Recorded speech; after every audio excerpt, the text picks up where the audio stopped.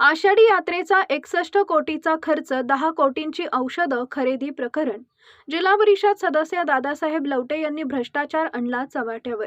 आषाढी वारीच्या नियोजनासाठी शासनाने 61 कोटीचा निधी मंजूर केला, पण हा निधी कशावर खर्च झाला याची आम्हाला माहिती हवी, असा विषय सांगोला तालुक्यातील जिल्हा परिषद सदस्य दादासाहेब लवटे यांनी ताणून धरला. आषाढी वारीत खरेदी केलेली 10 कोटींची औषधं गेली कुठे? गरज नसलेली औषधं खरेदी झाली, टेंडरमध्ये चुकीची अट टाकली, अशी गडबड करणाऱ्यांवर काय कारवाई झाली?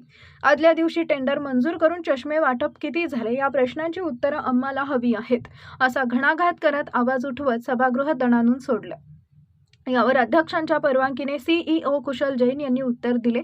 चष्मे वाटप प्रकरणाची चौकशी सुरू आहे. हे प्रकरण जिल्हा शल्य चिकित्सक कार्यालयाकडील आहे.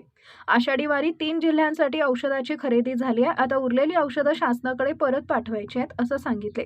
आरोग्य केंद्राकडे औषधं नाहीत, ही औषधं परत पाठवण्याऐवजी सर्व केंद्रांना द्या, अशी मागणी इतर सदस्यांनी केली.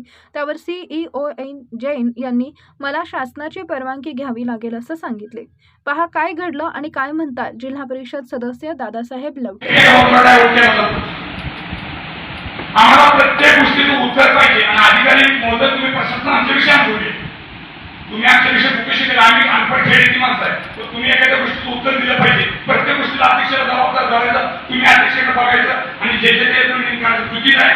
मला आम्ही जास्त बोललो असतो, माफ करा, पण मला एवढं सांगायचं आहे, आम्ही प्रचंड गरिबीतनं अडचणीतनं ह्या राजकारणात पुण्याला उतरत आलोय. जर आमची विकासाची कामं नाही झाली तर पहिल्या माणसाने आमच्यात काही फरक राहणार नाही.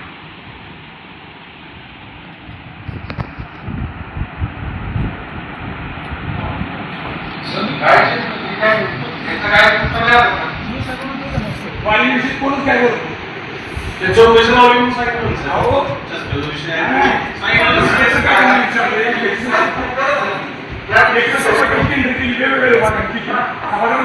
डिजिटल 6 कोटी कसं लावलं, पाण्याचं टँकर 2 कोटी कसं वाटप केलं, शौचालयाला 6 कोटी कसं दिलं, औषधं 10 कोटी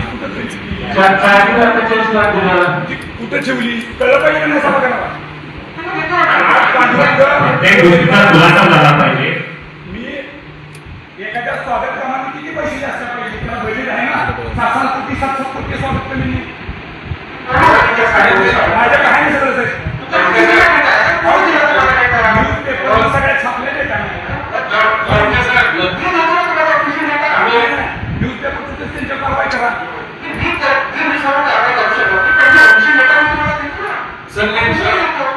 काय माहिती